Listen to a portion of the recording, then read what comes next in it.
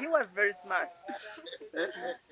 Banange abakulu bano olwayi luyitirivu terujja kugwa kati. Otherwise how Ugandans mugamba mutya mwebale kulaba mwebale kubeera ku mikutu gyaffe gya YouTube egy'enjawulo. Sarah Henza ge mannya agange. Kaakati ttaba miruko ono nga mumanyi nti atuula buli mwezi. Tubeera wano eno nga tusalaasala ensonga eza YouTube to be specific. Tubeera handlinga YouTube to be specific. Never content creators. Era bano be ba YouTube abolaba bali wano abakabi mu Uganda fa bakutte flaga ya YouTubing mu Uganda kati wotalaba wano tetugambye nti si YouTuber naye YouTuber naye si wakabi nga ffe ensonga zino toge omanyi osese ojalowozesa abantu gy'olimba kituufu toseka oyogera kituufu bagenda twanditidde nyonga kalamu taliyo Kakalamu omusosola twanditidde nyonga kalamu taliyo singa okyogamba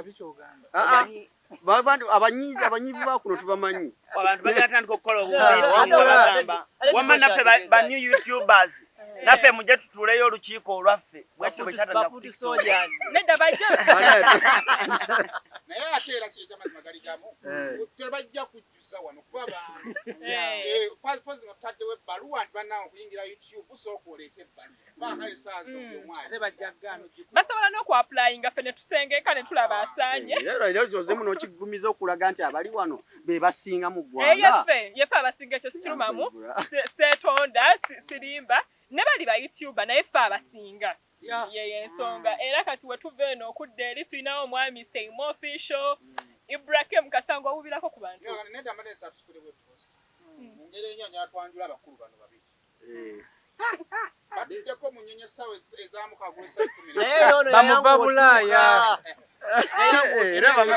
omusajja wamukola ki Kakalamu sebo ayisewo Dubai oyeshalja abasaba so twagala okwaniriza ng'omuntu otuula neweebaka n'ozuukuka nga tokyatambula wano ekyo kirabe ky'omuntu okwebaka n'ozuukuka kisinzira otulo tw'omuntu waliwo yeebakira essaawa 10 nga tazze engulu nekira kisinziira wagirinnyako okitegeera Magala gamba bagende Dubai pote balinnya mawada agenda mu Dubai naye alina ebizibu byayafunye naye yashalja teyagirabye mbalamusizaako basebo nze Ibrahim Mukasa byonna gye musinzira okubanga mutulaba tuli wano tusisinkana buli mwezi twafuna idea eno fenna tugisharinga n'abantu. Simon was positive, I was positive, Alan yali taliwo that day, but I was positive. Yali Bulaaya. I was flying out of the country. Fly. Kakalamu yagula idea divorce twaite tunaba mu contactinga but we bamugamba n'agamba it is fine, I'll be around. SB4 n'agula idea omukyalo naye bwe yafunye ekirowoozo n'agamba wendi. Tulina omwami gwe twakubidde n'agamba tajja kujja nkyali busy. However ate nadde eri n'ayongerako ebitono oba ebingi ng'agamba abo tebalina kye baŋŋamba biki but nkugamba mwami YouTuber gwe twakusoka ku YouTube tolimba abantu tetulina kye tukugamba tukirina because waito najjako nga kwe tuli so twakugambye ojje tubeere naawe positively before us n'agamba sijja kusobola ndibize baganda bange kibali babiri actually bwe bazze eri ne bakola akabinja kyate balina kye batugamba abo tukirina era twakikugambye naawe okukiddamu eyo n'okidiscussing afterwards kitegeeza twakikugambye. So nja kwebaza abataninze up to date ne kululi omukutu guno oba emikutu gino giriwo ku lw'obulungi. Ekisooka kyakubiri ku kyo ku YouTube kuno abantu buli ali wano alina omugaso gw'amaanyi eri community ne society. Bangi bakyusizza obulamu abali eyo batulabanga nti kukola sente but kisuka ku sente because teri sente mala naye abantu bakyusizza obulamu. Ono omukyala nze mbadde mulaba ku social media ne Isma all access ng'ekintu kyabwe kyakabi. Hadija Kigozi ekintu kye bambi kyakabi nnyo muwala alemeddeko ennyo n'abawala abalala bangi. So twakola ensisinkano eno kugaayagaaya mu bibaddewo mu mwezi kutunuulira bizibu byaffe n'ebigwa mu kkowe eryo.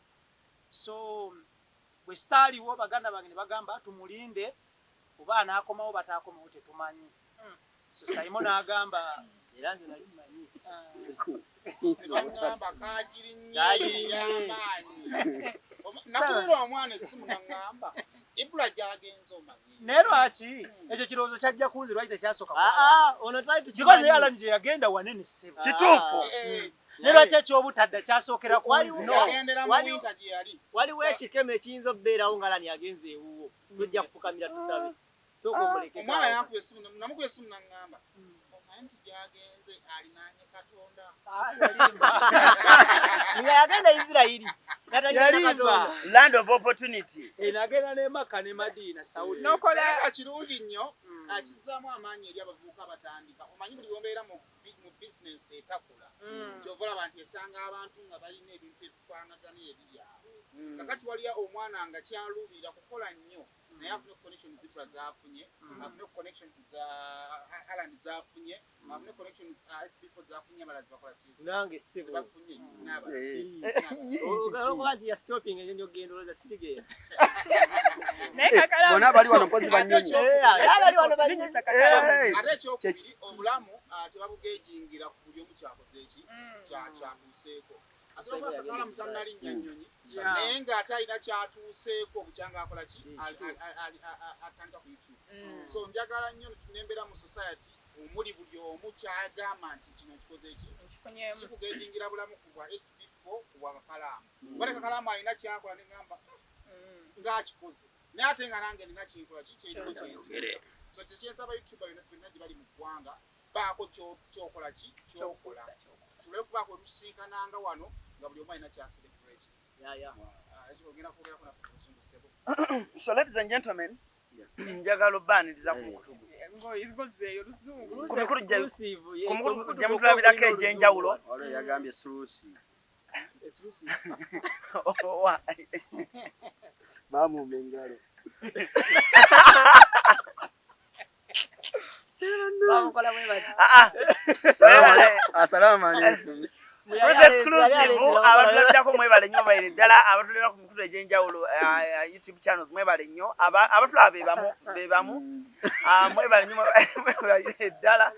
Alan Cruz gemanya abantu bange ab'e London baneenyongera babuuzaako timugamba mutya Richmond Promotions goli wanjawulo nnyo oli wanjawulo nnyo sijja kugattagattako bapromota balala yakututte omanyi kati Kakalamu bona tumira nnyo bajja tegeera okuba luseke bakutwale muganda wankwata mpola mpola namukaloneti muntumire bale Alan tumira mu Kaluneti tumira mukaloneti Yes. Mukaloneti. Michael Mkalazi. Divorce ogenda tumira mu Kaluneti. Michael Mkalazi. Kale musajja wange mu Kaluneti Global Services bakafulumiddeko nnyo because mu Kaluneti oyo bambi yeyagulawo ebigere byange eby'ennyonyi oyo yampa ennyonyi eyasooka soko kya appreciate kikyo kyali kikulu nnyo nnyo ati Richmond namuteeka mu nnene emalayo Nyenye sigala nnyonyi ssebo. Kakalamu Kakalamu onyumya ne Richmond ojja kulagagga bange Arabia. nembabulye Kakalamu oli mbagagga bange osomola awo Saimo awo Saimo eddakiika zo bbiri ku ekyo kyayogedde Abagagga balinako Kakalamu yandaba South Africa ndina omugagga wange Uncle Josh anjiraayira landi Kakalamu ne muga Kakalamu togiraagira bwe nadde wano awa Uncle Josh yagamba ki Kamanya bakubira amasimu mu mugabana abagagga. Amanyi bantu okukutira abagagga N'ategeera nnyo oli gw'omuwadde okusinga. kiba kuki okola ki okubanga balesewo enkola go wagireeta Ibula akunyiga ati nagamba owaaye toyogera nnyo omugagga wange omugagga ng'omulimu nnyo. abagagga mubajja waffe gye baatubudda kakati omukulu SB4 ogambye otya abagagga mubajja waffe baatubula mama Fina mwavo abali eyo musize bweru Omukulu we yakomye okuva e Bungereza buli gwasanga amugamba kunyonyeddako kuuli kutwala. Alina kwasanga papa. Banange buli omwalekera munno omugagga we. Gwe mama fino yogerako waki mugaggawo. Gwe wagadde ku wongo ta. Omugagga w'abangi. Kakalamu afuna omugagga we. Amulina. Ali wali ku masanyalaze emutundwe. Magala. Wali emutundwe ku masanyalaze. Olugenda kirirayo ati. Yagamba abagamba abaana baabwe. Lusukulwe. Gwaddako okubuuza ku bantu. Abatulaba ku mikutu egy'enjawulo nze muzzukulu wa Kabajja Omugeye Ssebunya era nga tusinzidde ku SB4 Media tugusa ensonga. Eno show sigenda kubeera nnyo musanyufu nnyo olw'ebizibu bye nnina eby'enjawulo naye mikwano gyange bano we naaviira wano ndowooza kitule sijja kuba empeddeko bwe tunula Kakalamu asesa busesa akwasa ennaku tunulira ku Alane Cruise agezzemu olubuto ndulaba kinzizaamu amaanyi era kannebaza Richmond Promotions we bali mugwira mpale empale z'erandani era ndabira ddala wante ziriiwo so abasajja bagambe bakusoma yabaluma Gabira abantu ennyonyi wano. Kale yalidde ebigati wiiki emu ne bimugidisizaawo. Nanga bantu ale. So bale tusanyusa okubalaba tuzza okulumaluma mu nsonga. Kale tutandikidde awo nze temunyingira. Kakalamu olina kyoyagala okugamba abantu nga tunatandika. Era yasembayo kukwata nalinnya ku nnyonyi. Hosti kiki muli? Abennyonyi be basooka. Hosti kiki? Diboshi gwagenda mbetenzija. Okay, nze agenda? Baddako. Okay. Mbaniza mwena bali ku mikutu egy'enjawulo olunaku olwaleero ndi wasanyu nnyo era episode yasooka bwe saaliwo neŋŋamba ki ekyatuuseewo kyano bagirabye eyitamu nnyo empewo balabye ng'empewo ekiyitamu nnyo naye nga mbaniriza mwenna ku lunaku olwaleero omugagga bampulira bulungi nnyo yesha nina omukyala Jackie Jana mu Dubai je ICC tugenda ne Chosen Beck mwezi ogwokubiri guno gwe tutandise olunaku olwaleero nakuzomeza abiri munya Lovers Rock wali mu Dubai Jackie Jana bana mukola ki Chosen Beck Rachel Namiro Little Boss tuli mu Dubai awo era twagala bwagazi abantu nga bano ate mami Kiraliyo nito mutumiddeko oyo wange nze nino mutumire mutumire gambe abagagga mami Fati tukutumiddeko mugaggawo tetukuwanira ku mugaggawo atutumira mugaggawo ndo temuleta ntalo so ebyo mutwegatteko olunaku olwaleero era ene tiimu eri wano ewunya nnyonyi bonna banyonyi Kakalamu wa mwezi gwa kubiri naye agenda kuwunya nnyonyi setugaane tukirize buli YouTube ali wano munyonyi Kakalamu amagwadda ko Uganda byogere mbanirizaako ano producer wo muno gwa commanding amuyongera ku ddoboozi mbanirizaako nnyo nako olwaleero era leero kantandike nga nyanjulyako ku bantu abatuli emabega awo batutaddemu eno bali tulina Idris Mukwago Wolokiso Extra tulina Medipal One Extra Umaro ali ku SB4 Media Eren ali ku 70 Tracker Isa ali ku Uganda byogere Lawrence yakola yapayo ali Simon Bisho Dano bosi wa abali ku Uganda ebyocha mu Uganda hata uli kuki ali ku Cruise Exclusive ali ku Cruise Exclusive then ne omwami oli SB4 kati oga yakava mulanda mu US seberi oyo bamusanga ku papa yasose okola ebyafaayo nali nnyonyi n'abantu abakamera n'akomyawo bonna bamativu wole kusexual ebamatiza teri kugamba kulaalira cyali mweralikirivu ku Celebrity Tracker banange naye nze Kakalamu de answer banange nakolwaliro nkomyewo mama nyengeri jafuna mwerinyo eryo yagala osooka okusaasirako muganda Facebook nange ne nesaasiriramu boli awo nandibadde nga tuli ku nnyonyi gye bujja naye yetwalimu awo n'agamba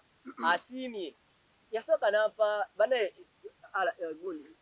omukono gwaddewe gugaba ogwakonda tugutegeera ama Saimo Ibra wetwali mwami ono yatuukiriza rapeo ze yazimpa wajja era sound n'akyukira ddala kati ekirala kye yali aŋŋambye kyali kyakulinnya oli mu show n'okolako ne bwoti naye ssebo walinga buli kaseera tambuza kaakati omwami ono yali ansuubiza bannaye olinnya n'akanyonyi ennyonyi eyo twali tugera girinnya nga ŋŋambye ateeke ku nyonyi ne Charles n'omugenzi Asiya awo we tujja naye ennaku ennuma ey'amaanyi kubanga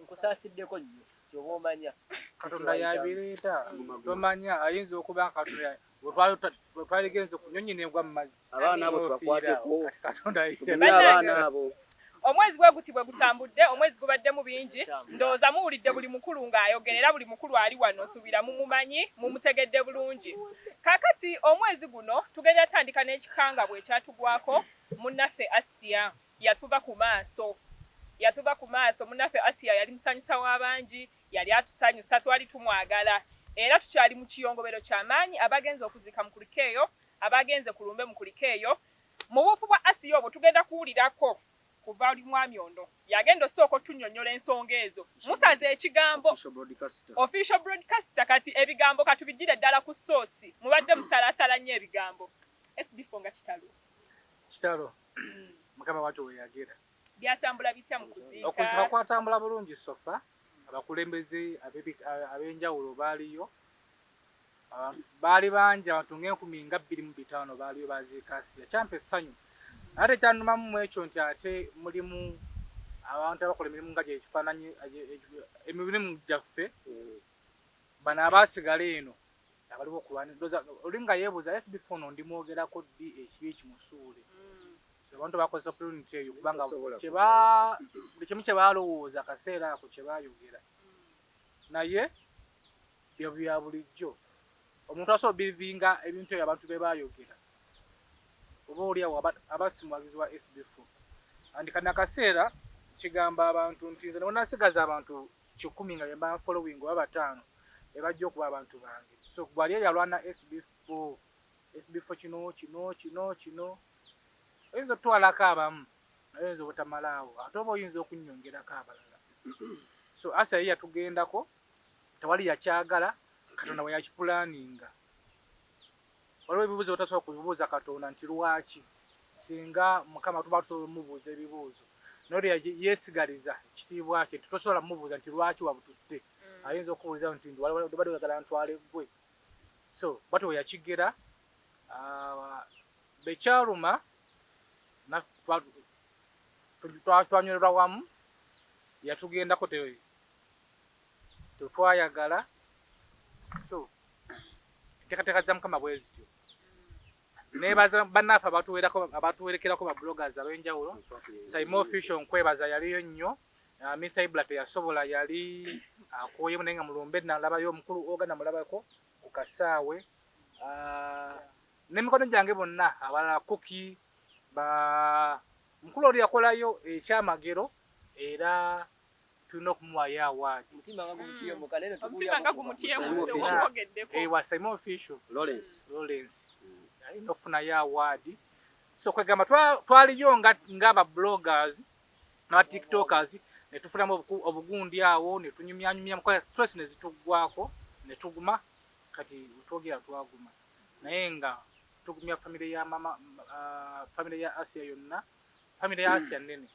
by the way anamikono nene mikono gya Asiya bali ebweru mami Fati nkugumya nnyo yali mukwano gwe nnyo in fact nadena mu nekirowoozo ngende mulabeko mami Fati yes kumugumya yakaba ali mu Dubai yeah so singa babigenze bulungi Uganda mpira waliwo memories ezisobola okujja naye ng'ogenda n'obeerako ennaku nga 3 n'owummulako just so nyinza okujjayo okumami Fati naye nga gakutunuulidde ne Kakalamu gakutunuulidde Kakalamu ekiruma Kakalamu temukimanyi ono alina stress ezimu stress nga kati anoonya waddukira ate Kakalamu nino gyayagala okuddukira Kakalamu gye yeegomba so abantu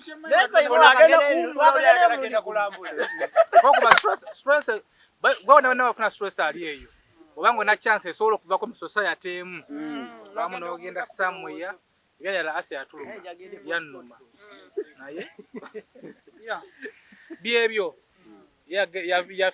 yagendera mu ngeri etakkirizikana kati weebuuza ddala kituufu ddala Asia yagenda nenga yagenda kitalo nnyo bana kakati mwami Ibra ne Saimo ne Alan Cruz okuziika tewasobola naliyo kasaawe naliyo kasaawe naliyo ne Spice Diana twali naye naliwo ne his excellence president wanu mwami Robert Kyagulanyi kelele wa Asia ono eyayitirira obulungi kati mwe mwogerako okinga mmwe Ibra tutandike naawe kelele yali muyitirivu Asia bamuwadde obutwa Asia bamuse abantu abali bogeredde SB4 bogeredde Mama Fina bogeredde n'abantu batamanyi well nze njagala kusooka kusaasira abako ab'enganda n'ab'emikwano kati tugwa mu kiti kiri ky'ab'emikwano njakusaasira bannayuganda okutwaliza amawanga lya mu Uganda mu diaspora abadde baagala omukyalo ono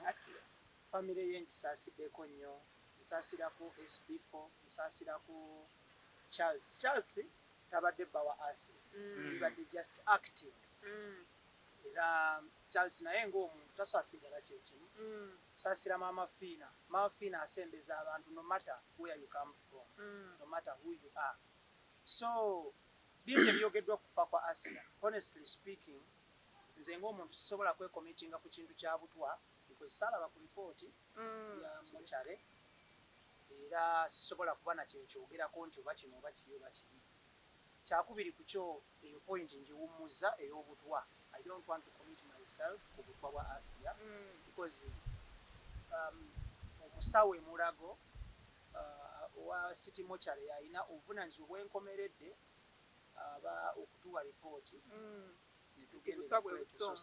saalaba lipooti ate era sigiclaiminga era sigisaba then bwenzira ku bingi ebyogeddwa ku SB4 before Asia nga tannafa nakubira SB4 essimu nga waliwo akatambi kendabye ku social media bati akateekayo yamala n'akajjayo ng'oli aclaiminga nti SB4 yakuŋŋaanya millions of money z'okuzimbira Asia okumugulira emmotoka okumukolera embaga n'omutwala ebunaayira n'azirya so I was concerned nenkubira SB4 but kyeneebaza Katonda nti yamala omuvubuka oyo n'akajjayo akatambi ako bingi ebyogerwa ku bantu nga bakolagana n'abantu ate agenda okukajjayo ng'olwedde katambula dda naye omukulu njagala mukakase nti ampeeyo omuntu omu gwe nasabako ssente nti oba nkontributinga kuzimbira Asia ennyumba oba sheeyo agipostinge nga ngamba abantu nti musonde tewali show ya Asia gye nakolako nga ngamba abantu bakontributinge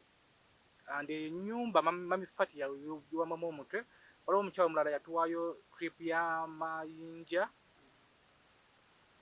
ndowooza beebo ennyumba ya Asia tekwaliko contributinga embaga ya Asia tekwaliko contributinga sikolangako show yonna nga ngamba abantu bakontributinge n'akatambi kanapostinga nga tuli mu ddwaliro sagamba ko bantu bakontribute nabubi naddala okuva ddala mu ntandikwa baafuna bubi bambi gundi ya Asia eyo baatuvumya dda ku ntandikwa ne batuvuma bagirowoozanga projekiti y'okubafunamu ssente bifanga netamana banabirowoozaako okuva mu ntandikwa okupostinga Asia twavumwa twatoobya okutooboolwa ya bingi ebyayogerwa naye nga ffe netubena ku mulamu so bwe ndaba ebintu ebyo namukubira nze abantu abali wano bonna banjulira bwe ndaba ekintu ekikwata ku muntu mukubira so bingi ebyogeddwa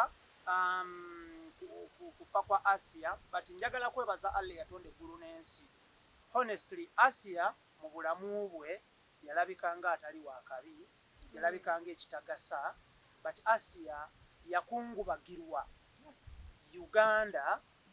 mu Uganda ne bannayuganda mu diaspora honestly speaking singa waliwo embeera y'okuyisa motion olunaku lwali badde na lunaku lukulu nebeera wali badde oba state barrier okitegeera ekibeera official because nalaba ku social media nga abantu banyolwa real nalaba comment z'abantu nga za ddala ng'abantu bali omuntu omu nalaba abantu abapostinga Asia ne besitasuubira kupostinga kwa Asia so nze ngamba ekintu kiri kimu nti omugenzi nsaba Allah amuwumuze mirembe amusonyiwe ebyamusobako ku nsi byonna. Waliwo akakundi k'abaddiikuula. Baddiikuula bano bawangalira ku mutala internet ne social media. Babadde teboogera ku Asia birungi oba bibi. Babadde silent. Si nti bamuvuma oba bamuwaana. But Asia bwafa baavaayo ne batandika okwogera nga bavuma SB4 nga bavuma ne ba YouTuber. Tuvumiddwa ebintu bingi, abo banoonya content, banoonya kino, baagala kubeerawo. Njagala kujjukiza omuntu ali mu kutulaba olwaleero ng'oli mu kalinaayo, ng'oli mu muzigo, naawe asula ku street. Abantu basatu. Atalina waakusula. Alina ekyokulya nga wayiye emmere, naawe yamazeewo emmere. Omwavu n'omugagga ali obulungi n'ali obubi. The reason as to why you are there, ng'omanya ebigenda mu maaso mu nsi, it is us, the media. Mututyoboola nnyo, mutuvuma nnyo nga waliwo ekibaddewo, nga bwe tunoonya content.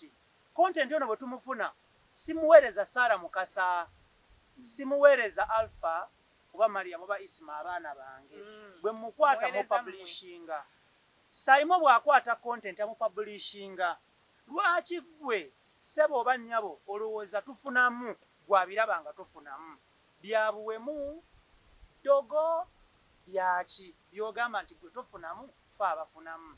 Nalaba abantu nga bavuma SB4, nalaba abantu nga bavuma Kakalamu, nalaba abantu nga bavuma Alani, fenna nga batugase. Waliwo neyakola posti nga atwalenjize ne order, n'agamba ono yantama nga bwabuletinga, ono yantama abuukira kino, ono akozesa abantu okubalyamu SB4, ono Saima ali kino, Alani ali kino, gundi ali kino. Naye ng'omuntu atuvuma mwe bennyini musinziira oba Bulaaya oba kuno ne mugamba mwebale kutumalako stress. Then afterwards ate ne mugamba ababamalako stress nti tukifunamu nnyo. So njagala kugumya SB4, njagala kugumya family ya Asia, njagala kugumya Obi wa Asia, that is Honorable Kyagulanyi. Ayagala nnyo Asia, abadde amwagala nnyo. Yaziika era mwebaza olw'ekyo. Because abantu bangi nnyo baayogera ebintu bingi awo wano ne wali. But honestly, omuntu bw'afa tuleme kuddaawo ate kunyigiriza abantu. SB4 eseza omuto yakolako ku Asia akatambi edda. Kakomyewo obukomi. N'amulekaawo era naye yakola omulimu gwe. But ono abeerezzaamu n'okulaga Asia. Waliwo omuntu eyapostinze akatambi ako nga kyagezaako okutegeeza nti SB4 yatulimba nti yaleeta Asia kuba eseza omuto ye yamuleeta. Kati omuntu oyo yapostinga era akatambi we nagenda mu ddwaliro nga Asia embeera etabuse n'endikodinga akatambi nenkapostinga. N'agamba akoowola UCC n'ebitongole simanyanga bikoze bitya bakwate SB4 bamusibe bamugobere ku intaneti nti apostinga atya omuntu nga mulwadde. Naye mu kupostinga akatambi ako ke yakola ye ke yalikodinga yasooka kuzannya kano ke nalikodinze. Yagamba bano abanoonya kontenti batwala obulamu bw'abantu. Ono afa amulikodinga.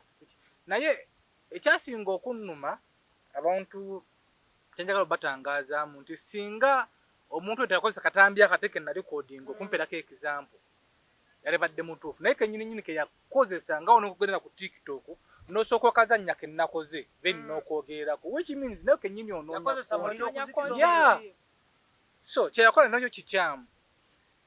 Kano akaseera ke tulimu oba ke tubaddemu sika kunenya muntu yenna kaabaani kana bonna byabufuzi kaabaani sika kumunenya tukungubagire Asia okuba kukungubagira Asia gwe kirumye nnyo nga tuli mukwano gwa SB4 tuli mukwano gwa Mama Fina genda mama wa Asia tumwinako obuzibu mukyalire kali wali kamwocha nalabakera omuntu omunya gine mitwala 5 njikutte amabugo ngono waye magote kikwetagisa kujja ku internet kugira kukulala asanga ogondo bama genda awali omufu olabe anakola ku kyama bungo ya sister we kazi choye yaganda abadde emitwala 5 yali muntu ku internet okwo. So nga ndabira ddala bintu omanyi okuntu okulwana kwanisa omuntu ntana kya yokoze. So just kwebereramu ono golwanisa okugoba ku internet leero nja jivaako ofunemu kyomaze okungobako. Akatalekeka ku nsonga eyo njagala kwebaza Mama Fina okuyimirira ne bannayuganda si ku nsonga ya Asia yokka. Mama Fina ayimiride ne bannayuganda waliwo n'aba Ethiopia mama Fina be yadduukirira naye nabo baafuuka bannayuganda. So Mafina nkwebaza okuddukira bannayuganda mu Uganda n'emitala w'amayanja wabaddewo nnyo. Mu luzungu omuzungu agamba nti we should always walk the talk. Mama Fina walks the talk. Mama Fina tabeera nnyo mu bya luzunguzungu n'amumenyeramu. Walking the talk Mama Fina kitegeeza okukola ekintu nga teweebuuziza ku muntu nga tetolerawo. So Mama Fina bw'omugamba nti nasuze enjala tabuuza bungi bwa mmere gy'oyagala, tabuuza kika kya mmere ky'oyagala, yakugamba kimu essente zizino funa emmere. So she walks the talk. So nja kwebaza Mama Fina okuwalkinga the talk always, okudduukirira abantu. Mama Fina adduukirira abali mu bwetaavu n'abatali mu bwetaavu. Abatali mu bwetaavu be baliwa. Waliwo bannabyabufuzi abatava wa Mama Fina nga bagenza abasawule agawe n'essente enkalu. Kitegeeza olumu tebabeera mu bwetaavu. Balina omwasirizi naye bali mu bwetaavu. So bye byange ku nsonga ya kamaliza ne statement yamu gye njagala ogamba SB4. Njagala twebaza SB4 ku internet okwo kubanga SB4 mu kutandika okuleeta Asia betwaliyise nga ba elite class oba kale mu lulimi olwangu oyinza ogaba corporate batunula ne bagamba abasinga nga batula bajajinga SB4 yo abasinga bagamba nga SB4 yeetaaga okusuuwinga okozesa omuntu bwatyo abantu bwe batyo Asia ne Charles buli omu ng'alabi waliwo point we yatuuka nga buli omu agamba bamusuuwinge naye SB4 saawa zino buli omu ategedde nti omuntu amanyiddwa nga Asia kale yamuwa essanyu ery'omwaka nga mulamba nga Asia musanyufu nga Asia ensi emutegedde walabye Asia ku peegi z'abayimbi walabye Asia ku peegi z'abapolitician n'omanya nti bano abantu babaddeeyo mu kisenge nga batudde nga buli omu Asia alina stress wakola ki wagimugirako nkiwa bangi nnyo era nkiwa abantu batandika okomera bamusuuwinga bakole batya. I believe abantu bangi tebakigenderako because yali awo omuntu obulamu. How many people abayina abantu bamwe abamu family zammwe zirimu abantu bwe batyo naye nga mubakweka n'obakweka bagayira mu bisenge. But let's thank SB4. Nalabye maama wa Asia nga ekitiibwa kyalina takirabanga nako naye ng'alina abaana abalala. Nalabye maama wa Asia nga naye yeewuunya Kyagulanyi najja Dana najja ba tiktokers ne bagwayo abaana bonna ne bagwayo. So let's thank SB4. Tugeze bannaye tumwebaze kubanga si kyangu. Ba YouTube abangi mwagala okujja ku YouTube era mwagala okujjawo Saimo, Ibura, Alani, SB4 na Kakalamu, Divosh bani. Naye tunuulira nnyo weebuuze ki ekibakuumiddewo. Ekitukuumiddewo y'ensonga nti buli YouTube agolaba wano ayina emboozi oba emboozi etali emu ba bbiri ezaali zikyusizza obulamu bw'abantu. Kakalamu ayina omuntu gwe yalalese ku channel ye nga tomulanko wantu wala wonna yateekamu obongo n'alowooza n'akuwa ekyo ky'oyagala. When you think about devotion SB4 Saimo buli omu ayina emboozi. So before nga tonnajja gamba nti oyo aveewo abo bakole bati baagala content, think about ebirungi bitukoze. Ibura bw'atuula ne Bad Black buli akyaza Bad Black mu comment ogenda osomanga buli omu agamba mulekere Ibura. Wabeera ne musajja wa eyeezimbira amafundi amalaalo ge waka era bagamba oyo bw'akwata ku magala we toyogera. SB4 bw'abadde abeera n'Asiya we ogamba SB4 n'Asiya bw'okola ku Spice Diana oyigira paka mu nnyumba. Kakalamu ensonga ya Asia. Ensonga ya Asia okusookera ddala nze enkyuko eyo ng'eguddewo ku makya nakubira SB4 nga ku makya oba simanyi kye yaliku by then ne mukubira ne mugamba manyi kyoyita muganda wange naye guma kati nze wayitawo essaawa nga 2-3 ngenda okulaba intaneti ekyuseemu ebadde ewagira SB4 ekyuse mbw ate yakoze eki yeyasse omuntu Ebampereza ko alono omuntu yampereza ko lumu akatambi wano. Yali postinga n'agamba ne bankubya screenshot ne bagimpereza SB4 okikoze neera. Oyo naye mumaliriza nga watta Kasule like that. Simenye Kasule yali ani simujjukira. Oyo ndowooza. Nono naye mumaliriza RIP Asia. Kakati we nasiriikirira bwenti. Ne ngamba kino kisobolokera ku makene kintuukako. Nange nza kukuta ne Magala wange wa. Yafubutuka kati bamanjira kola ki? Ina mujja. Ne nkwate simu ne nkubira Mzee Magala. Namugamba Mzee. Ensonga eziri ku internet uziraba. Sinziraba. Ye kwali. Kwali. Josh Yakis yamugulira simu. Bagamba nga abazadde b'abaana abalala. Ne mugamba olabe ekintu ekituuse ku SB40. Nange kisobola okuntuuka. Konti ate kitiyaze ne simu yadde entaana yange. Embugo zange nazigula dda nze sayo nefiira siinaako ki? Buzibu bwonna koze abantu bajja kumbuuza ekibuuzo baŋŋambe emyaka twaselebrating emyaka 46 omwaka oguwedde. Emyaka 45 obaddewo nga tibakuwa butwa. Banti bo bakikozesa mangu nti bakuwadde obutwa. Tibakuwa butwa. Lwaki ono bwakukutteko ng'ofudde? Nagamba aze tulina nedda tusobola kirowooza bwekito. Ne mugamba kati Mzee olaba. Bwe nakusangira nze namusangira omwami oyo. Bwe nakyamewako omulundi ogwasooka abantu bantya nga nvaayo. Bamutwalanga aliko alina ebyawongo alina simanyi biki ebyo ebintu. Nga n'abantu baba bayitawo nakyegendeeza nnyo baba bayitawo bakola bwe bati. Batayagala saidi zeno bakole ki bamulabe. Naye ng'alinawo ng'omuntu. Nyamugaa kati obulamu bwe wabeerangamu nga gw'omuntu ewaka. Bwe nakusangira wali omanyi wawoolya. Wali omanyi abantu tebakwagala ku kyalo. Gwowala nango omanyi tosobola musemberera. N'embeera neko abantu bagwa mu kwabwe. Ng'omanyi kale ky'osobola okukola mu time eyo. Nakati we nakusanga ne Katonda nakukwatirako n'osobola okuba ate ng'openetratinga. Kati abantu bangi bajja ne bakugamba nkwagala nnyo naye nga tomanyi oli akwagaza ki.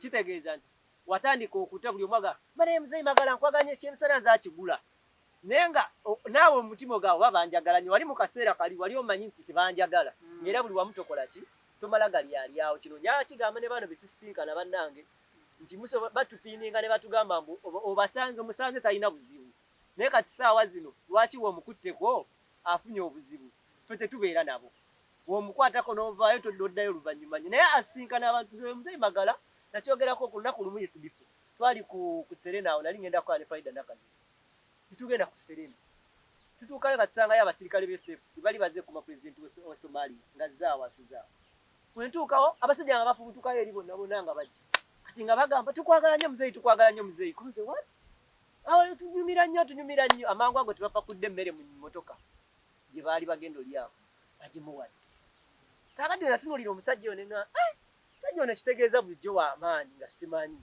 olaba asusse wano abasajja bano nga bamugamba nkulina ne ku simu wuno nkulaba naye nkulaba kati nendaba nga agenda nva mu ngalo zange mu kusaagirira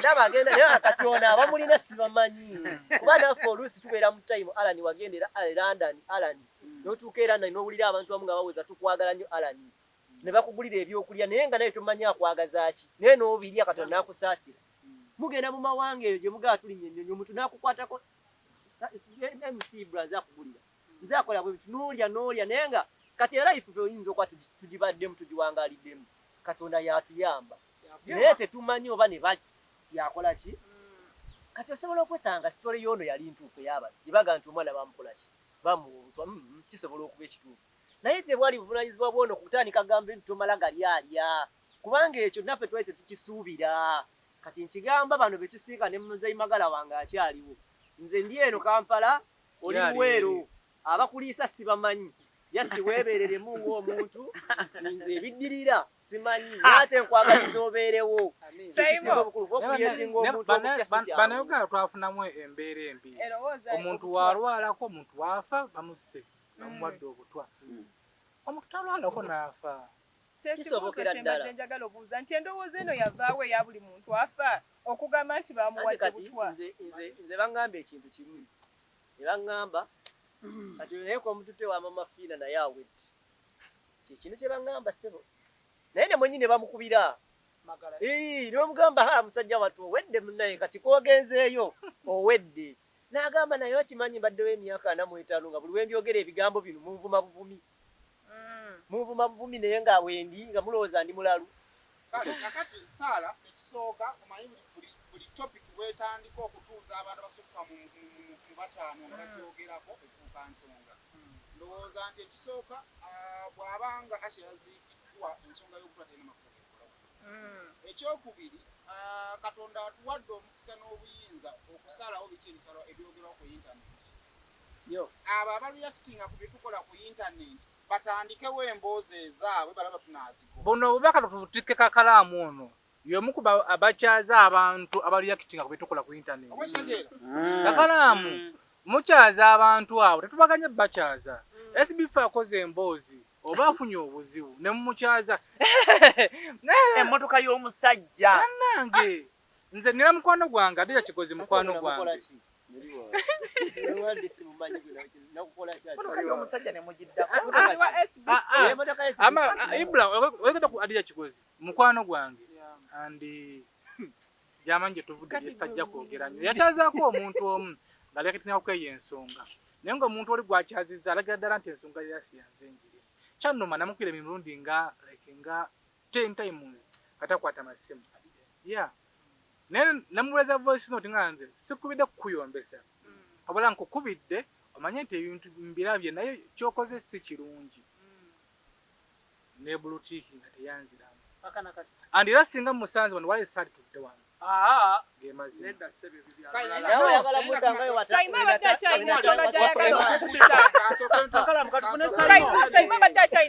tugenda kudda ku nsonga ya butwa obutalina lupapula lwekola ki postmortem gyeri bagende famire yasiya bagirina alina olupapula lwa postmortem nga kuliko obutwa gwabaako kyokola ki kyotugamba gwabe yakola ki yakolebwa abareactinga ku bye tukola ekitegeeza balinganga mpisi nakavidiyo kenalabye empologoma oba nga weemala okulya ennyama kuba weekwata ekunda ennyama bweti edduka waggulu empisi neefuna weyeekweka n'erinda eryemala okulya kati eno bw'esuula empisi edduka yeerowooza eri egisudde lwaki lwa nsobi nedduka nijja negulabira ennyama nedduka kati okulaniwa okudda okudibeetinga empisi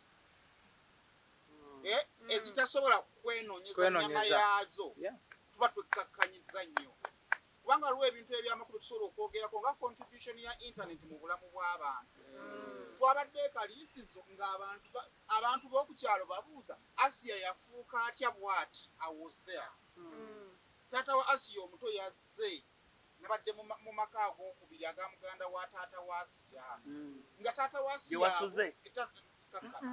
nga taata wa Asia abuuza Asia eyava eno ekikuli mu eyava eno ng'ali mu mbeera ezo zaalimu akuŋŋaanya ati si mulalu but alina obunafu eyava eno ng'alina obunafu bwe tumanyi mu kufa kwe akuŋŋaanya atya abantu batutuwa next Bob Wine akoze eki kyekibuuzo abantu bokukyabana kyebaali bakola ki waliwo be baabikira nti bannanga Asia yafudde ne bagamba nga kitaleero aziikibwa ddi bagenda okukebera ku TV ngalawo n'Asia omulala akola ki ayogerwako kyabawa obuzibu okugatta Asia bo gwe baasigala bamanyi noona ali ku TV kakati tuleme okucelebratinga ebyo nze nzire atandise okudda ku SBS okugamba nti ye yasoba teyataakoze ki so it was a manifestation of power nti tusobola okukyuswa obulamu bw'abaki naye ate abantu abawogera tugenda bajjawo wabula Katonda batunobirekera mugenda kulaba SB4 olunaku lw'enkya ng'ate ayambuse nnyo mutandike yaloga yagula amayembe biki lwaki kubanga omutima gwalina guli pure andi abantu bano beyakolera basiima gwe newotasiima gwali eyandaba ne kasita nkolera nti nkoledde ani nkoledde Alani n'asiima ku mutima gyemikisa gyotugenda okufuna so gwali eyo ate nalowooza kusuula linnya lya muntu weebuuze mu bulamu bwange nakye nali nkoleddeyo omuntu n'asiima ekijja kutwala kampisawo kano tetundaba kwasiya tukera kuba ennakwana tulinayo edduwa n'okumaliriza ekijja kya Asia kino kyo nkiyisizza wano so gwali eyo osobola nti oyinza otuwerekerako netumaliriza ekijja kya Asia ne mudduwaaye netumusiibula naye tetugambye nti tusonda ako mukafune bulungi tulina olutalo wakati w'aba reactors ne ba content creators kubanga aba content creators tubadde tugenda eri aba reacting twandisibwa blog abajja ne boogera obwogezi bwebaddewo ne batandika okuzuula enjalo wakati mu bulamu bwabo ababadde babajjangako content ne batandika okulowooza nti nabasobola okukikola oba otegeera kyovala ekigambo kya views kingi nnyo mu mimwa gya buli muntu alowooza nti asobola okwogera gy'oli bw'okwata vidiyo eyo n'ogiwa tv n'egiteekayo kuba bali batunoonya views TV basene banyawo mumanyi muri ku social media kuno nze sikyabanyigira lwa nsonga nategeera abantu b'empeereza kati omulimu ogwange gwa basomesa TV etunda empewo kubeerako bifaananyi kitegeeza views nga YouTube bwanoonya views ne TV wezinoonya ki buli TV enoonya wali balabi era weeteeka kamera yaayo YouTube is another version of TV. Ne YouTube ajja kunoonya awali views wajja okukola ki okugenda mwe muba mukyogera mulowooza nti muba mukkakkanya YouTube ne mu views mwe mwolaba temwe muva ne ssente kubanga guno omulimu ekisooka ye ssente mwe zituzinoonya era bw'alowooza nti ntandise kutunga noonya views because gwe mulimu gwange naye wooli eba olina gwokola ogugo now mu linnya ly'okwagala okukkakkanya kino kye tukola kyova olaba nti ebintu ng'ebyasya bijja kuba babadde boogera ku kyakutaasi singa asiya yakeze bugezi n'akutuka ng'esibiko talinnyeyo mwe temunnakirowoozaako yamala omukolamu yagenda singa yakutuse nga talinnyeeyo mwabadde atumugenda kuwulira ebisingako aki awo atisi kyeyafunye ekitono nnyo nti atisi bamusibyeko ekyokumutta nga tewalina kukakafu kukola ki gamba singa twali twakava e Dubai n'akomawo n'alwala oba otegeera so because omulimu gwabadde okola ki wakwogera so naye nze njagala kwozaayo z'abantu njakwezaayo z'aba YouTuber ekimu YouTuber buli wokwata omuzindaalo yes sente wezituzaagala naye ofuna omukisa okukyusa obulamu bukyuse kubanga amaanyi tugakola ki tugalina mwebale kukungubagira Asia and I believe abantu bwe bati bale bakyetaaga omukisa oba ofunye omukisa bawe omukisa kale nze okugata ku nsonga eyo eya Asia kitalo nnyo muganda wange SB4 nze nasanyuka nnyo bagamba nga SB4 emboozi ya Asia bwagirimu tosobola kulinnyawo nga YouTuber olunaku Asia we yayingira ennyumba nakwira SB4 ne mugamba omukolo guliwa nangamba muganda wange oliwa soko je okitegeera kwanza nalina kiri ngoli bagamba ati awetasa akola mbozi yakoze ate ebyo tulina nnyo mu mawulire muno naddala nga tukola content nti bwe mba nkutte emboozi eno wali ebiseera wootuuka n'ogamba naye bwe ngattako gundi nasona kugattako ku muntu ono gwe ntandise tukyemalirira nga ffe abantu nagenda ne ntuuka ekamwokya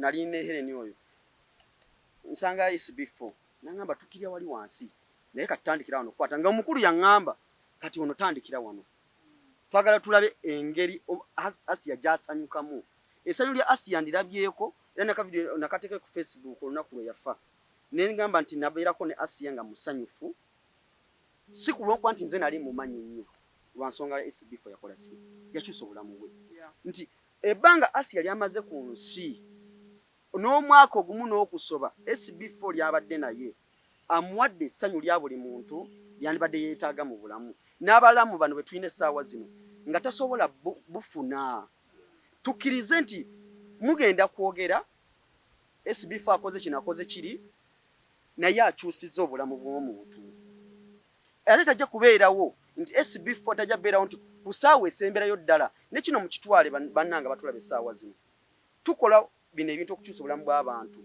tetugenda kukyusa bulimu Alan nti bwe mba nga nsobodde okukwata ku Asia ne mukwatako omwaka guno ne mukyusa n'afuna ku kyayagala ndi munnamawulire waliwo n'omuntu omulala gwe nnokola ki okukwatako okitegeera newaka kati nze nyinza okuba nga nkute ku muntu n'akyusa obulamu bwe nga newaka tebakirina naye nga calling ngamba nti SB4 yeetaaga buyambi guba mukisa nti nina okukyusa obulamu bwono sigenda kukyusa bwawaka waka muyinza okuba nga sijja bukyusa nti bwe mba nkutteko Asia omwaka gumu n'omulala najja nsobola omukyusa sigenda mubeerako mpaka bino mutugamba nti oyo mumuleese tumwaddemu omwaka gumu oyo agenze Ochegeera. Sasa ochegeera. Bwana ateka kwa mugati. Asobola kufaanana ng'oli. Kyesagala weerabire awo ogenda okugattira. Awo wenyini wetujja. Bayitibwa bavumiddwa nnyo naddala kumana Kabaka Mwanga we yaleeta. Tudda ku Kabaka Mwanga. Nti bavumwa nnyo lwakuba nti bamugenda mumukozesa. Wali batugamba nti mumuleese tumwaddemu mu wiiki emu. Oyo wa wiiki emu alinga luyimba. Kati malo mukozesa mumuliddemu. Obwana bajja mu inbox ne bakuvuma. Ebimu bwe biti. Wali omwana gwe nakyazaako ndowooza nga tutandika Alan mujjukira bamuyita John na Kawunde. Musumba yamukozesa. Sura yatambula nnyo. Bannaye navumu ebigambo. Nengamba nti nze kankole kinaasobola. Bw'otunuulira nnyo gy'ogamba nti buli embwa n'envuma oba buli embwa ebogola ogenda kuddayo emabega ogikuba ejjinja. Omulimu guno gwe tulimu bakyatuvuma ate tukyakola ebingi ebigenda osanyusa eggwanga lino okulitwala mu maaso. So Muganda yisi bifo tokoma wano ku Asia kuyamba olina n'omulala gwogenda ate bagatandikira nti kati Asia kati yagenze kati ofunye omulala kati oyo abuukira etokota. Naye munange nkubulire okitegeera naye ne bazinyo bamafiina yangumya nnyo ndoza kuva dda. Ye yampa ekirowoozo mu bwongo yaŋŋamba ekigambo nti ekyo kiwaakalako kitono ekinene kijja. Buli kimu ky'owulira kiba kyempulira kitono waliwo ekinene. So ate nga tuva ku ensonga eyo abo tubeetaaga abatwogerako ne batambuza brand tubeetaaga indala bannange era tugatte eddoboozi tusaasire ab'enju ya Nsamba Crash munnamawulire abadde celebrated ng'akola ku Bukedde TV agataliiko nfuufu. Basaba ne banya abatulaba eyo ngatte eddoboozi ne baganda bange bano tusabire omwoyo gw'omugenzi Mukama Katonda amulamuze ekisa byonna byamusobako. Ate era tugumya famire ye ab'enganda bakona ab'emikwano tugumya Vision Group gy'abadde aweereza tugumya n'abayimbi because Nsamba badde muyimbi. Tubasaasidde nnyo Nsamba tusaba Allah amuwe ekitangaala eky'olubeerera kimwakire gy'ali wansi eyo. Tumusaasidde nnyo tusaasira abaana be bambi yaleka abaana ne famire ye mukyala abaana tubasaasiddeko nnyo kibi nnyo era tuyimirira wamu mu kunyolwa n'abafamire ya Nsamba Crash. Era on that very note nsaba era tugatte eddoboozi twebaze Maama Fiina because Nsamba yamugamba ngenda kufiira mu muziko nyamba ekintu kino Maama Fiina yazimbira Nsamba si kya mawulire kiddamu nga si kya mawulire. Bw'obeera eyo ne mugamba Maama Fiina buli wamu kamera kati fe abakikugambye nti ennyumba ya Nsamba Maama Fiina yazimba ate bingi emukyalaba bingi. So muwoza kamera bw'atayagala kamera oli mubbi oyagala bakuwa ekintu ky'omuntu odde eri weewaane nti kino kyange nedda ssebo bakubiriza omukulu olukiiko luno tugenda duvuga nga tuluza ku nsonga ya Kabaka Mwanga. Twogera kuba nene abantu be baleeta oba ba YouTubers oba media personnels oli naafuna omuntu n'amutwanjulira mu media ne wayitawo ebbanga ttono ntisigala nga tumulaba oba nga amaanyi gakendedde oba n'abulira ddala. Tugenda tandikira wa mukulu Saimo nakulaba ku Kabaka Mwanga wamutwala ne bamuwa basale waliwo divorce Kabaka Mwanga nawe ndowooza wamukwata mukaawo naye ekyamazima saamukolako naye ensonga lwaki saamukolako nalaba buli omu amuwadde platform nange ettofali yange lyaliwo lwakuba omulenzi yamuyina namukubira essimu nali ne Helen naŋŋamba her blood sooka oteeke kuna amafuta nzijaawo nemugamba muganda wange nembuuza oliwa naŋŋamba ndi Makindi naye ankolera Makindi ngamba nti bwe mujja nkole entegeka nkole ki yonna esobola okubeerawo okitegeera era we natula wansi ne ŋŋamba nange amafuta sigalinaamu essaawa zino saagala kweteeka mu bizibu okitegeera nange amafuta sikola ki sigalina nga sijja kweteeka mu bizibu. Omukulu ne mugamba era namugamba muganda wange emboozi kanjireke Kakalamu amafuta kiki nze kuolaba buli abantu abe mulaba mugamba tubakozesa abo be mugamba tubakozesa abo bennyini okupa kwasiya wano juzi ngenda kukyogera banna omwami oli yatugamba twamukozesa wekayunga nze ijje asiya bwe yafa bakonekitinga naye mu mbaga ya mmwe mwali mwesibifu engana yo mwami ono asigale kayunga eno kwanza namukubya ne mugabo kimaya siyafu ndio kakasati afudde munne esinga nsobola okutuuka keyi wakiri namberawo ko bubezi kulumbe ne mugamba Mzee okuva eyo n'okuddayo sente mmeka nangamba eja 3 ne mugamba nze kuwe nti zimpe ntuukewo waki ne wentuukawo butuusi nkole ki nenzikwata bicushi nenziwayalira olwabo ziteekako omukubiro zifunye kati kakati mfiriddwa mutabani wange sema mtikoja wange sema mfiriddwa biki naye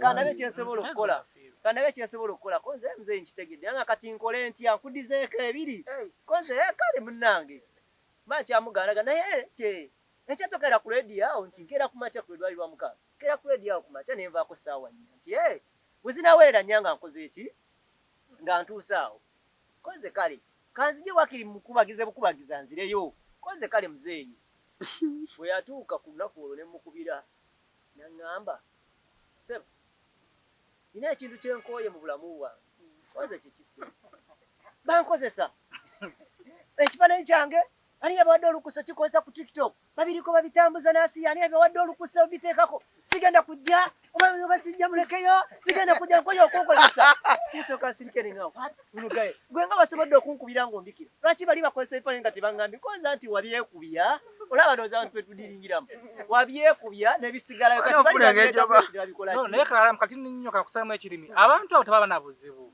abantu bano abatulwanisa be babateekamu ebigambo nze naso gyesajja kuba kunyumya ya mukwano gwange full stop bampika ebigambo singa tuli wala nnyo ne full stop so abantu bano betukolako bannange ojja kuwulira ebigambo bingi Kakalamu akukyaliddeko akozeeko program neibawo oba omuntu gw'otamanyi ajja kukubira essimu ajja kugamba bamuwadde miliyoni 10 azikuwa zikuwadde naye nga tewali yazimuwadde ono yakuliddemu ssente mpitirivu nnyo kasi akolako Kakalamu gwasibye essaawa ngendo yakuguzeemu essaawa bingi omusajja Magala yakangamba juzi wano bamutuuza ku kyalo ab'oku kyalo bajje bane abiruweru bamunjagaza ati simanyi bakeera ku kyalo ne bagendayo ne bamugamba radio simbe sikanya nakasekeruweero akukozeemu ssente mpitirivu naye nzize wano nga nzi nesitudde bukolokolo tukugulirewo YouTube tugigulewo omusajja n'abagamba mugenda kuzigulewo YouTube ye ankozeemu nti ye nagamba naye mbanyumiriza ebigambo byange bino nga mbadde mbanyumirizanga nga mumpita omulalu mulaba nkozeemu bw'ate bwanfunyeemu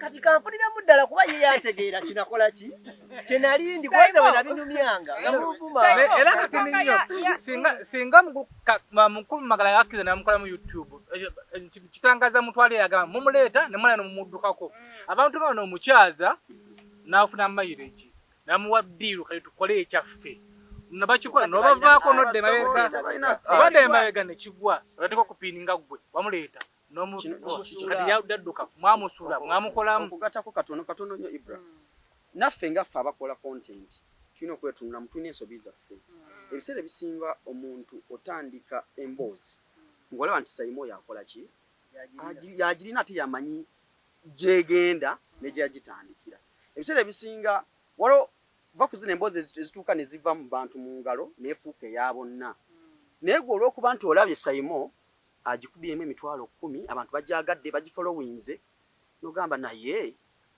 ntandikiddewa kati notandika okuyita ani ayina namba ya gundi oyo tosobola kukubira Saimo nno yamukozeeko okitegeera ani ayina namba ya gundi oyo bw'obanga naawe emboozi ojagala nkubira nze yagikoze lwaki onoonyeza mu balala ebiseera ebisinga nti emboozi waliwo naawe gy'otuna munogamba naye oyo katugireke alina waagituusizza naye waliwo etuuka neva nga yaffe ffenna yadde yagitandika neefuuka yaffe ffenna nti naffe twetunulemu ngaffe abakola content tumanye nti ntandise kino kiggukirawa nsokikola n'abantu abalala naawe oba okiraba nti osokikola kubira yagikoze yakitandisa ati ogenda okiyingiramu n'otandika oga ebyana nga tebabiraba ate eringa babiraki nga tebabigoberedde n'onyiiga tukwatibwa kola ki sigwe wakitandika Saimo ensonga ya Kabaka Mwanga tugenda gitandikira wuwo otunnyonnyole omwana oyo gyali essaawa eno byajja bitya abaakuvuma nabalaba naliko naliko bakuyisa bubi nnyo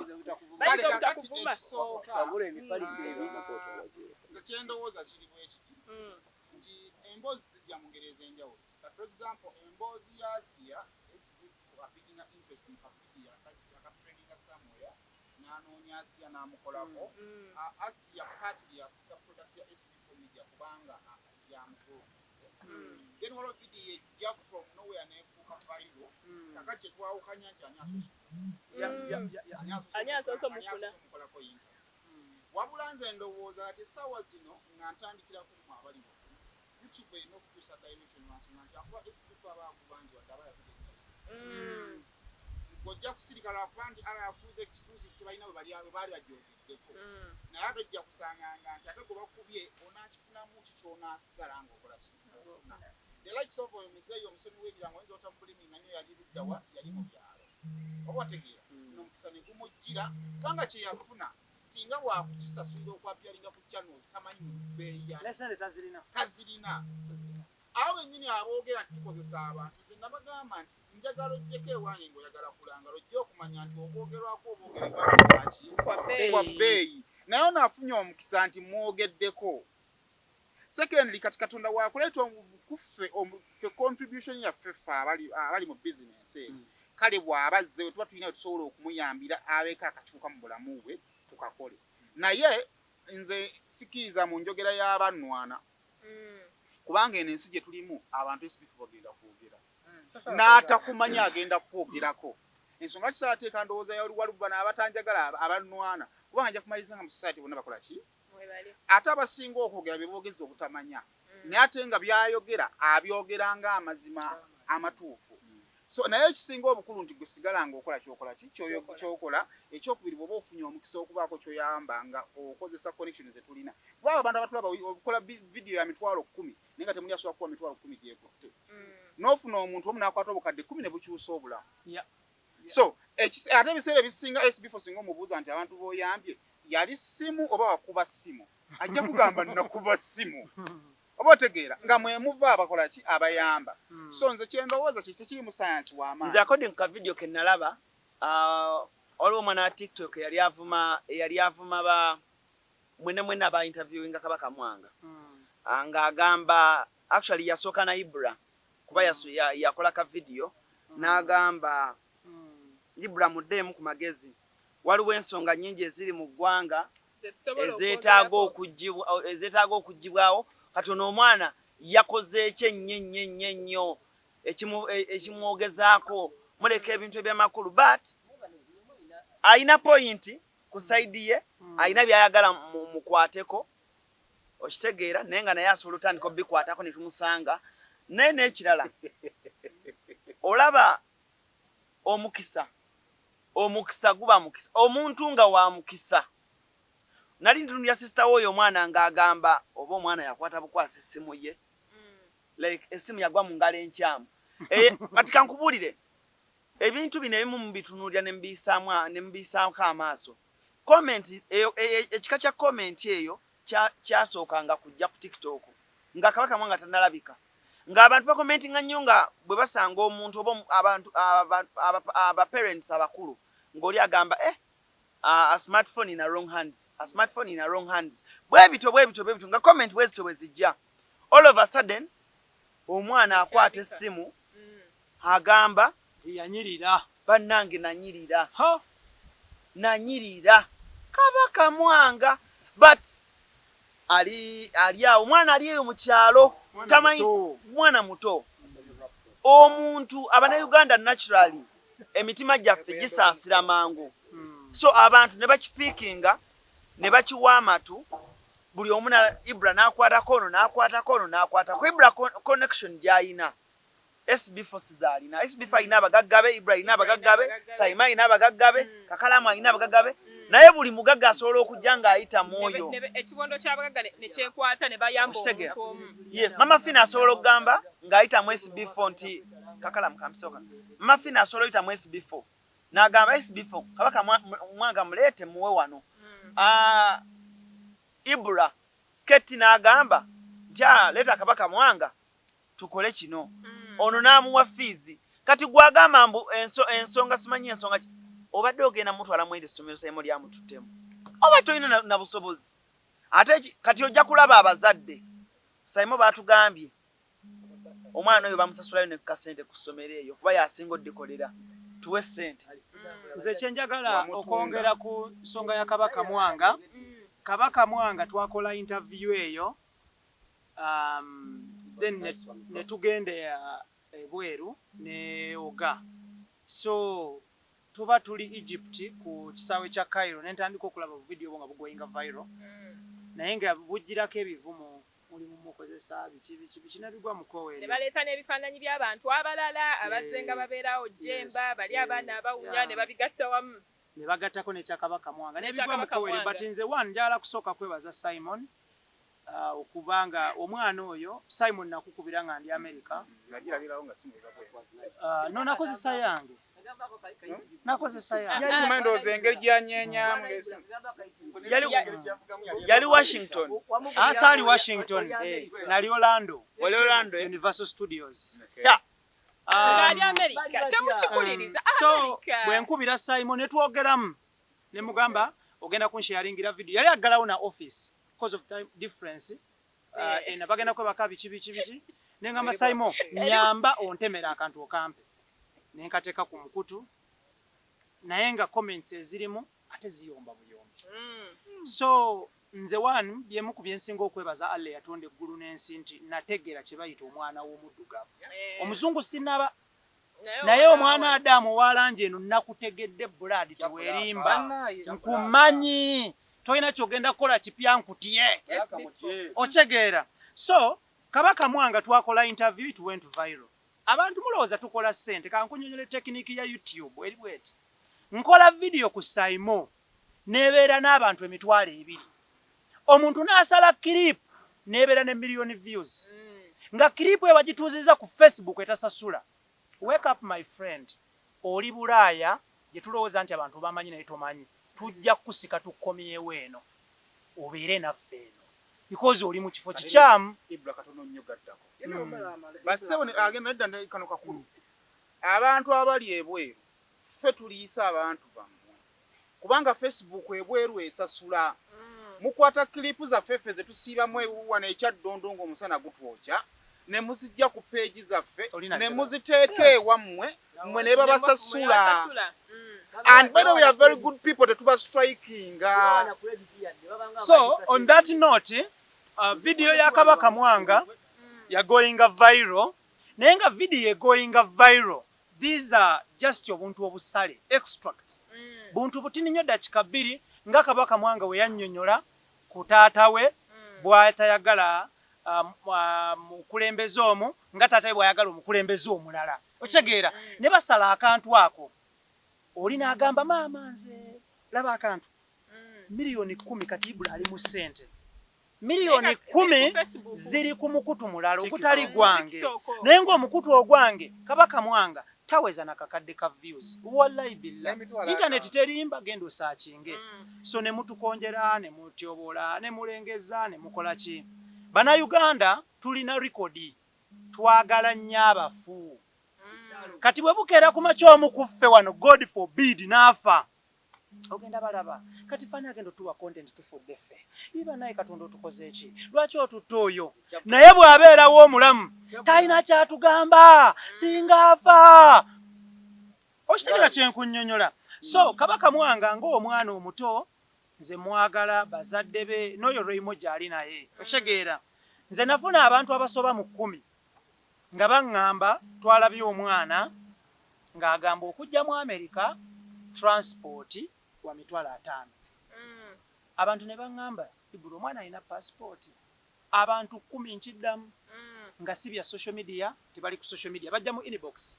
Kati gwe Mwami Sendegeya ne Mukyala Nandegeya waliwo abantu abatawoggana nga bo bajja mu inbox. Someone told me neŋŋamba trip singa wazze ne Kabaka Mwanga ne mugamba nti okyogedde gwaliwa naŋŋamba ndi mu kitundu ekimu mu America ne mugamba taata visa bagifuna mu lunaku lumu ya America tobeeranga ddiikuula omu eyagenze n'apostinga nti Ibula adduse nti yavunye visa n'adduka si ya Dubai my friend ate ddiikuula omu oyo n'abaana agamba bamutisse yafuna tourist visa akomawo. So natunuulira ddiikuula alina ebigoye mu lubuto. Ebigoye biri mu mutwe. okitegeera natunulira dikuula neŋŋamba nti tubeere b'amazima kabaka mwanga nti Ibula wakoze bubi sebulaba Ibula sebo yagenze mu Amerika alese omwana visa tefunibwa mu lunaku lumu webali nnyo naye nga basobola ogikuwa mu seconds 40 visa ya America ne UK ziveeko asobola okusalawo Alan tochamuka asobola okusalawo mu seconds 40 n'agamba visa granted mu seconds 40 naye nga gwe kyoyiseemu okugoba visa eyo oyise mu myaka 2 konsula osobola okunoonya visa mu myaka 6 konsula n'agikumma naye nga gwe otobedde emyaka 6 osobola oginoonyeza emyaka 10 mu seconds 40 nga tatunuddira mu bintu byonna agamba granted banange tunoonye okumanya we kuli tuyifune okuyiga tufune okusomesebwa mwanvuma nganze bwe nninnye n'abaana b'abalala ne ŋŋenda nabo mu Amerika nendeka kabaka mwanga oli yakwata n'essimu n'ankubira obi wange wa primary twasoma naye pittu katakala mityana naŋŋamba nze buule ndudde n'omulaba simulaba nga ndada muwuliza ku olwo buule owangaalira Arizona mu Amerika buule visa ya Amerika bagifuna batya buule nasoma naawe nonsooka n'okufuluma naŋŋamba Ibula kati sebo gwe watise baana babagaga be walese mu Amerika n'oleka kabaka mwanga buule wejjeemu katakala ne mityana gye twava oli Amerika byejjeemu lwaki wabiremezaamu lwaki wabirinnyisa n'ennyonyi ebintu ebyo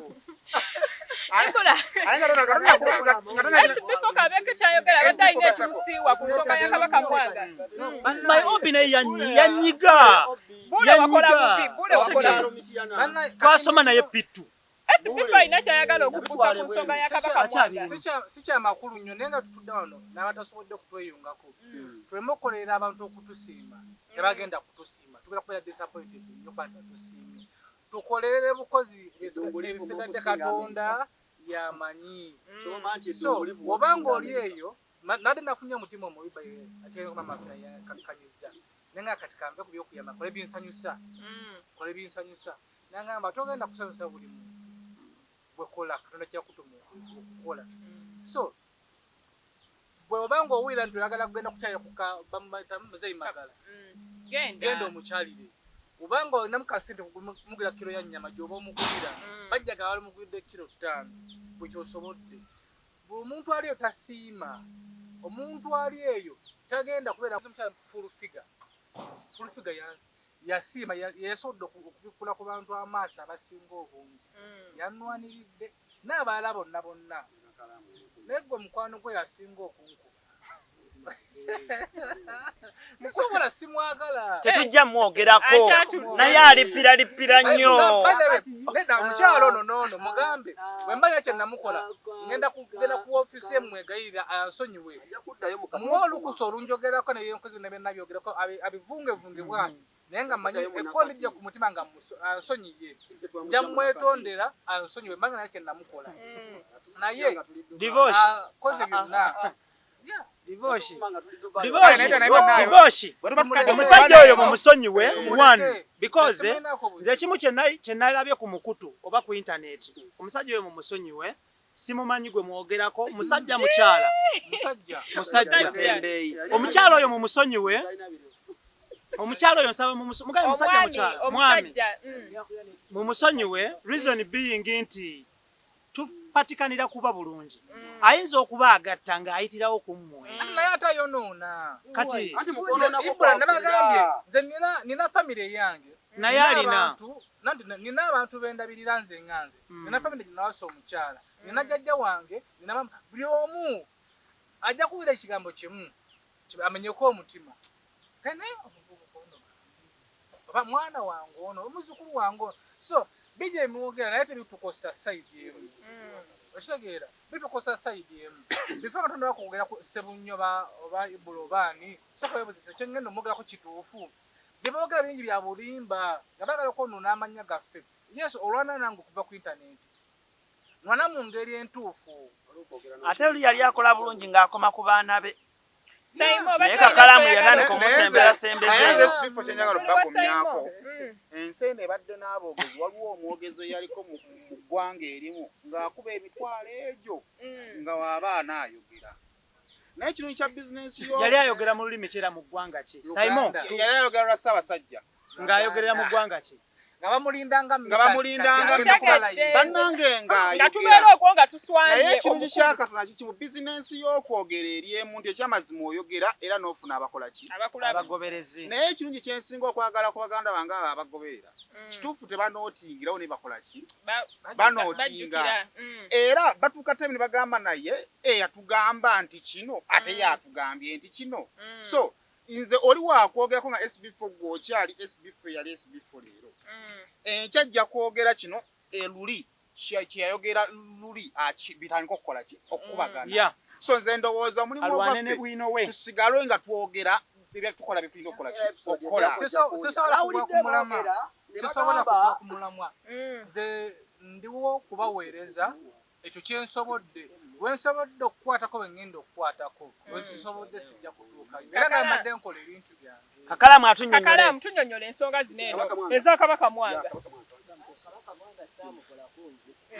namulabira ku Simon nendaba ne Ibula nga amusapotinga amwebaza nendaba obwa Siruganda nali simanyi nti bakolekitinga nnyo bwe bati ani nani Ibula ne Simon tewali nkwe tewaliwo nkwe yonna era namwebaza kweti ekyagenda mu maaso n'omulimu kati ate obuuso kati ali bali balinamu enkwe naye omusajja we yafunira oli basale namwebaza nnyo awandika olukolo lw'ebbaluwa bweru ku Facebook oba obuzibu bwali ku luzungu Kakalamu twasoma Kakalamu by the way Ibula tonapostinga Kakalamu kibi nnyo napostinga yafuna akabenje yagera nakola ekintu Ibula olike nafuna akabenje nakola bada kuna weza birthday yange myaka dinga tuwapostinga wafuna akabenje nakola atya nena simanyi tagadi yali ki yali ya motoka yakuba emmotoka yange nti yadde nkadde se mukama wange yagikisa se mukama wange wagula motoka inshallah alhamdulillah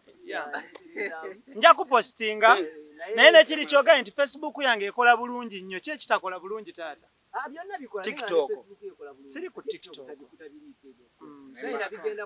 oyinza okwemoola otya nagezaako ne TikTok twagikulekera omukulu ne divorce yagiwambye nnyo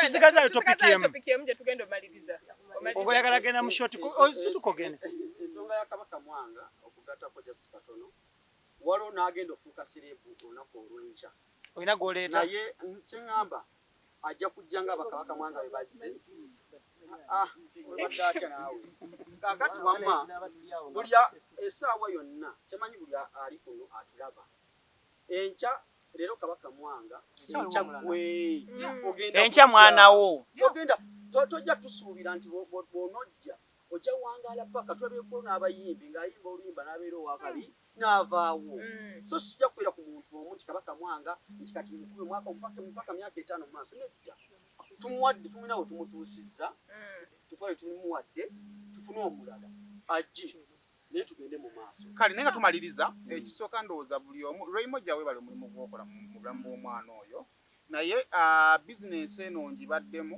si bbanga ddene nnyo naye ebbanga lyembaddemu limala okutegeera kuba mba sitegeera kati wali toliimu no sijja kutegeera tojja tegeerera ddala yes bizinensi eno omwana tagenda kulwaho agenda kuvaako so mu kaseera kano kaaliko kuba okulabanga naawe olina byokola ebituusa obulamu omwana oyo sente ziyinza obasaazi no zijjanga mubaako wemwogera zijja naye ziyinza obutajja myezi mirala 3 gijja mu maaso ekyokubiri abantu mubasabe ebijja mu myaka gy'omwana twali naye n'asaba iPhone gundi bikoze bitya 13 14 oba yasaba nga n'asaba omwana Kabaka Mwanga omwana manager we yakyogera ekyo kino ekyo kyasiikulamu abantu naddala bajjanga mu inbox naye ng'ate bakyakyogera mu bulungi essimu yeetaagisa kisaawa zino so nze kyemmusaba omwana oyo akyalina future mu maaso naye mu bantu okusigala nga bamuwa kiriwo akaseera katono so abeeko ekintu kyawo omwana oyo kyanasigaza baleme ate kumuvuma naye gye bujja mu maaso bate ye yamuyina ddala mu ngalo ze n'abaanamu bajja muvuma omuntu tasiima Kati bakoleko kye basobodde nga tumaliriza ye nnyabo tugenda kyusa set saala omusana mungi kati soka tugende bannaayo omusana tegutukalirira sawa yonna Payize Cafe Payize Cafe akola atya sawa yonna Payize Cafe agenda tukolako naye lojagejja kwekana waliwo omwana gwe sebo n'agamba Kakalamu anatambula n'amayinja mu nsawo musaayo n'empewo emutwala kale ono yakafuna obunene wiiki Kakalamu olwo mali abamubadde kamusabire naye muganda wange no jojja sinnafa negomba nnyo okulaba omusajja akukuza empale ez'oyambala bazikukuza bwe zityo ba zikyukamu akwatamu nali eyuke kampiseoka nali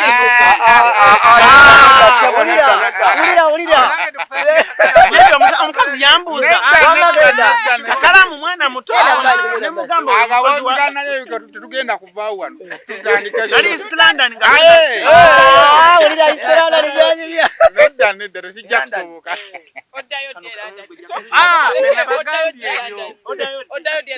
nze kugambye bwe tukumali nakusanga ali mu lukuba agenda kusuubiza ennyonyi edda kwera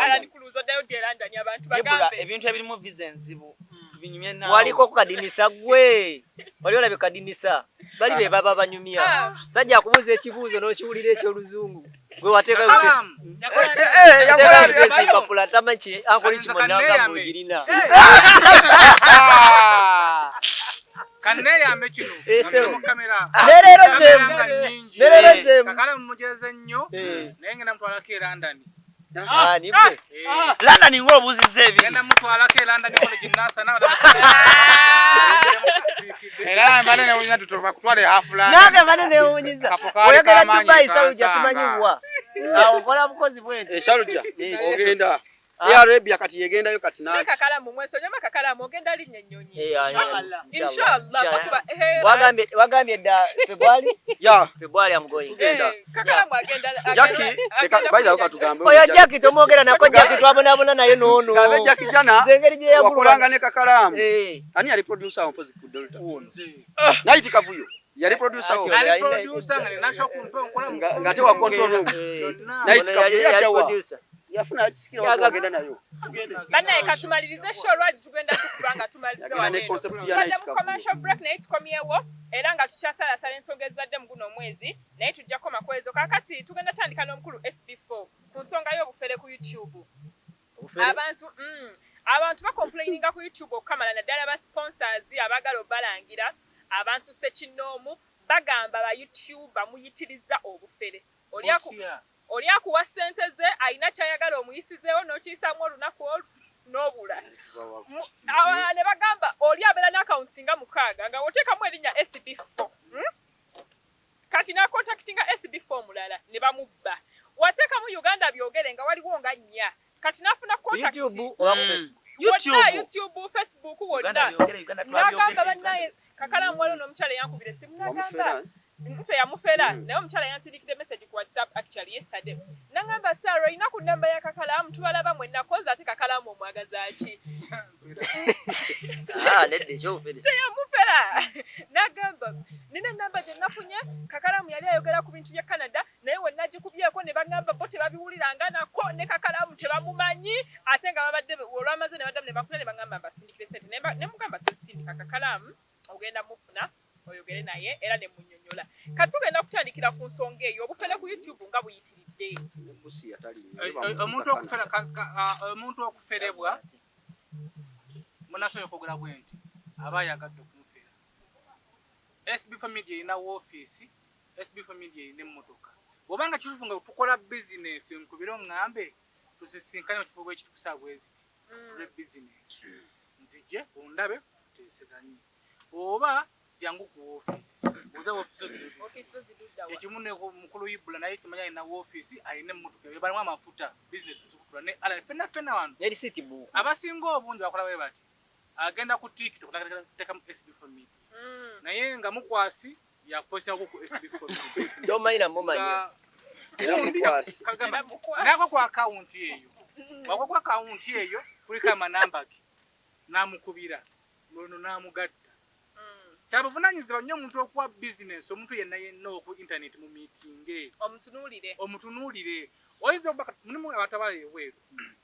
naye agadde okuwa business obanga tomwesize omuntu ogenda okuwa business sindikayo omuntu oba mukube ku video call muteeseganye omugambe nti njagala kunkolera kiba ekiti nebwe ekiti andi ekirala omuntu osobola okuba nga tugeza yenayo ekivu najja nagamba SB4 bisiza mu kalango kange nja kuwaayo ekyeta kwano gwange tunokomisiza tekiritegeeza nti ekyetano kyakuwadde bw'ogenda mulanga paka kote mukiteesezaako kagwirawo kyavunanyiriza okugamba nti ngenda kuwaayo ekyetaano naye nangira omwezi mulamba SB4 katono okugatta kwawo ayogedde nti ebiseera ebisinga oli akuwa ssente ng'omusuubiza omulanga n'omukomya makati n'otakola ki bizinesi n'etaggwayo betulanga abamu muli baffere okitegeera muli baffere okitegeera tumala okubalanga ne mubba abantu kati onsuubira ntya nti omuntu gwe nalanze n'ojja n'omubba nsigale nga nkuyimba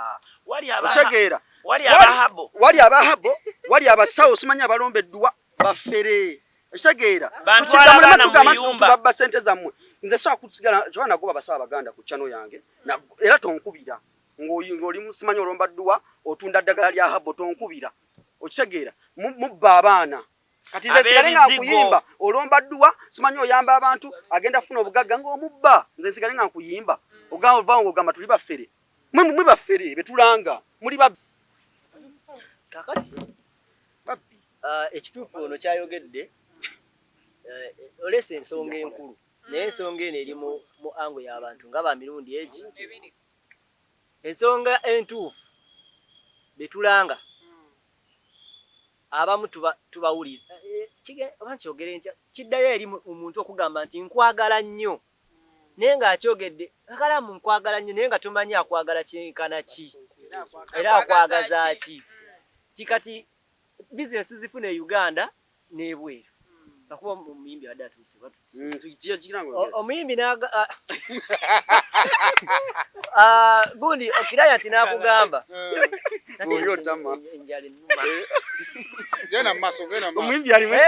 kiraya nti n'agamba omuntu nakubira obanga ali bweru n'akugamba nti njagala kuwa bizinesi naye nga taliiwo n'agamba nkwagala nnyo anyway ne muconnectinga mu ngeri erowooza nti mwemanyi nnyo naye ng'ebyaddala temukola ki temwemanyi nakuwa bizinesi otandika ogipushinga musooke musiriikire naye namwe yabalumye edda mwaŋŋambemukakkane kati amaibula kaŋŋambe ne Saimo ebiseera ebisinga tubeera ku pano kuno SB4 Saimo ne Ibula byebagaa nti waba abatabaganya nyalo bategeze yombye kati bana abali eno ndowooza balaba kati kiki obuzibu buvudde ku ki tugende mu maaso wama mbadde mbagamba nti ekizibu kyaffe tukirina naffe naye n'abatuwa emirimu nabo bakirina ekizibu kyaffe abantu abajja mu bulamu bwaffe bakonectinga naffe nga batulaga nti batumanyi nnyo batumanyiko emyaka ng'abameka nga tetulina na kubitandika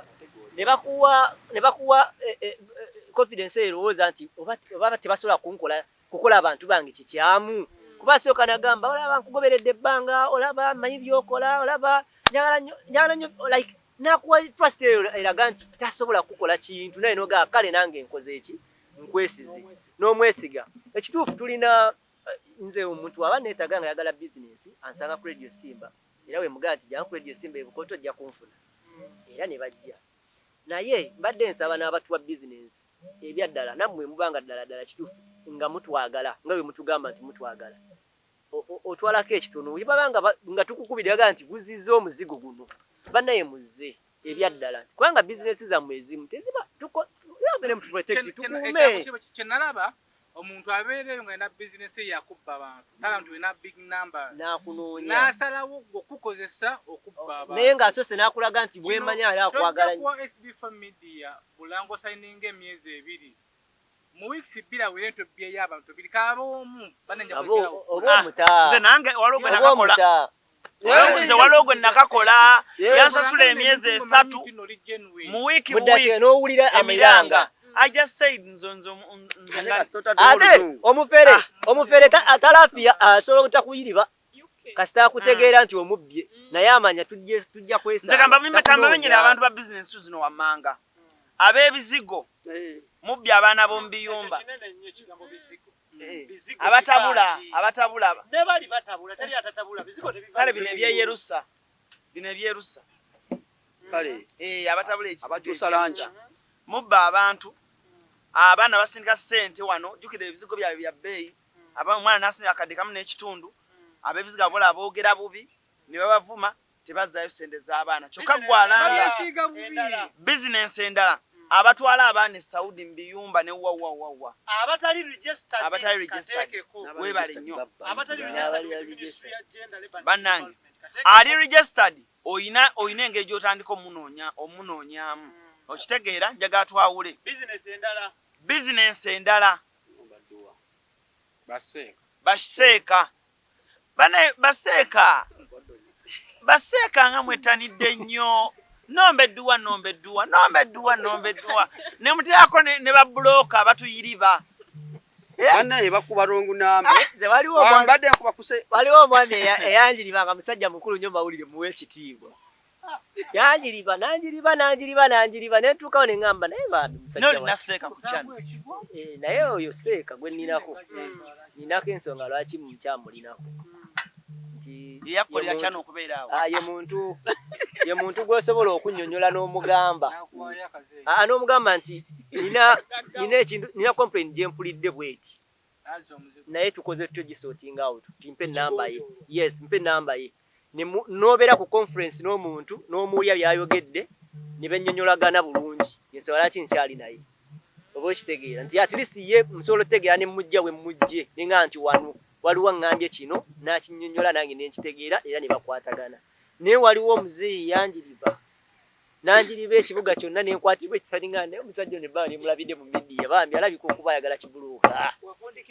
nefundikira nga munyizeeyo ne mugamba nsooka olye naye sijja mmalako mwezi kale kakati wetwogedde ku bufere wakati w'aba YouTuber n'abatuwa business ne ba advertisers ekisooka eno business nga business ez'endala naye ndowooza